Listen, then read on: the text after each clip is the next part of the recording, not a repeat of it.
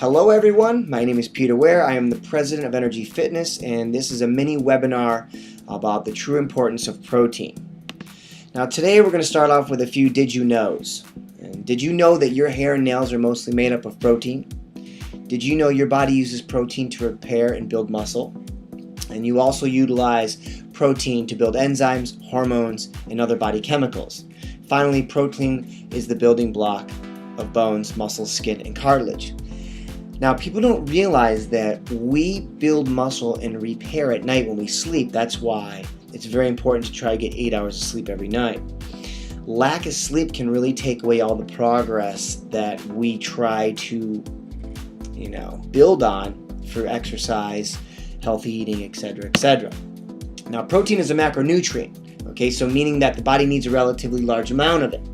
The body does not store protein like it does with complex carbs and healthy fats for later energy usage. So when we eat carbohydrates and fats, your body ingests it and then stores it away, and then when your body needs that energy, it will grab that. Protein doesn't have a reserve. So when you ingest protein, it gets broken down into amino acid and then starts repairing or building muscle. Okay, that's very important. And a lot of women think that when they lift weights, they're going to get bulky. That's not the case. Men have predominantly testosterone, women have predominantly the estrogen hormone. So it's really hard for a woman to really get muscle bulky mass. Women would really have to eat a ton of calories, 4,000 to 6,000 calories per day to really start bulking on. But the thing is, muscle gives you can have lean muscle. That's the goal. You want lean muscle, look thin, and look ripped. So that's really the goal for most people from what I gather, especially the older we get. Being bulky is great, for these guys who want a ton of muscle in their 30s, but when you're 50s and 60s, it's really hard to maintain that. You get kind of soft, but you get bulky soft. So I think, in my opinion, being lean and just doing cardio, a little bit of weights is the best way to go, but everyone has their own goal and preference, and if you're a bodybuilder and that's your goal, that's fantastic. But for the most part, I deal with the average individual who's trying to lose fat, gain muscle, and look great in clothing. Now, protein stimulates the thermic effect of food, which means the body burns more energy processing dietary protein over carbohydrate and fat. Now, the act of digesting protein boosts your metabolism more than other nutrients. Your body's going to expend more energy breaking down protein than it would expend energy breaking down carbohydrates and fats. So essentially, eating high amounts of protein every day boosts your metabolism. Now, how much protein do we need per day?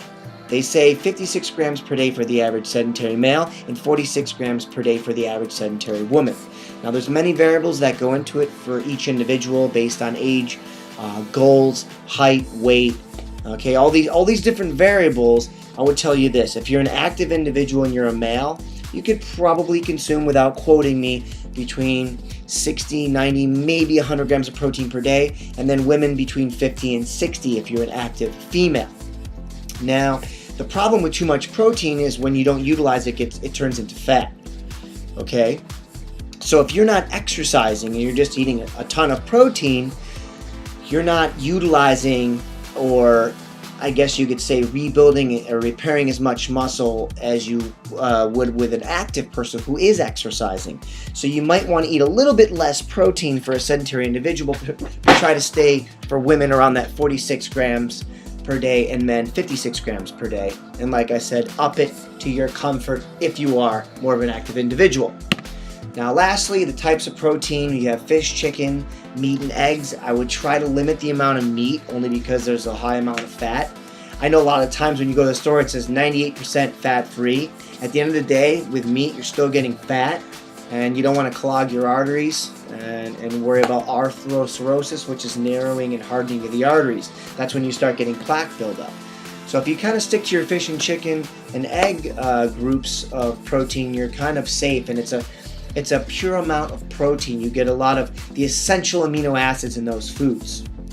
Okay, so today that is our mini webinar on the true importance of protein. My name is Peter Ware, the president of Energy Fitness. I hope you enjoy the video. Have a great day.